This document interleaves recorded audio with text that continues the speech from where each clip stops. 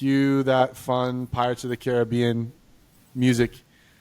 For me, number one on my list was Port Royal in Jamaica, also known as the city that sank.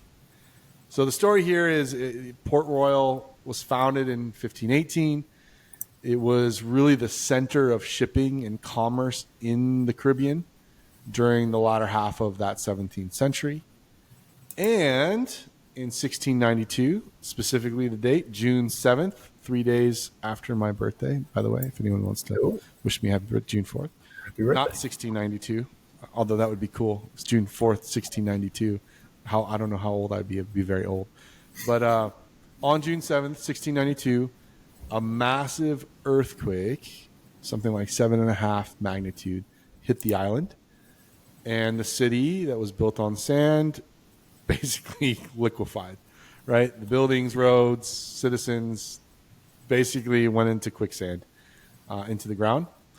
And it's said that the geysers erupted and buildings collapsed. And then finally, if that wasn't enough, the city was then hit by tsunami waves. It would drag the rest of whatever had not been destroyed out to sea. And in the end, they estimate something like 51 acres of the city disappeared under the water. 4 of the 5 forts destroyed, submerged. I mean, just wrecked.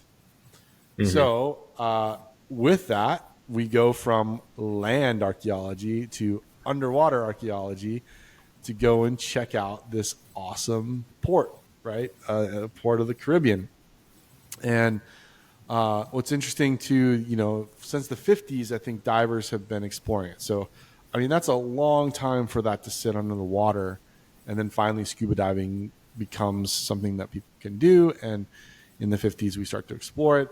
So far, what I know of is that in the most famous artifact that's been discovered there was in, I think, 1970, 1969, somewhere in there.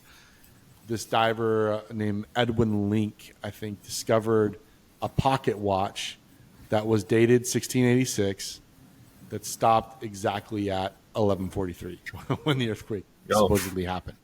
So that was the most famous artifact that's been found there so far. It's actually a very good find. That's something that literally tells you what time something happened. Yeah, crazy, right? It doesn't get any more conclusive than that, I guess. Yeah, exactly. I think it's really cool. That's the one that stuck out to me. Dive profile, I think it's max depth, something like 40, 50 feet. It's not very deep. That's not bad. But it requires special permission from the local authorities. From what I've heard, it's easily organized through dive operators to go and dive it. I'm not sure. But I'm not sure if there are any active digs or projects going on currently.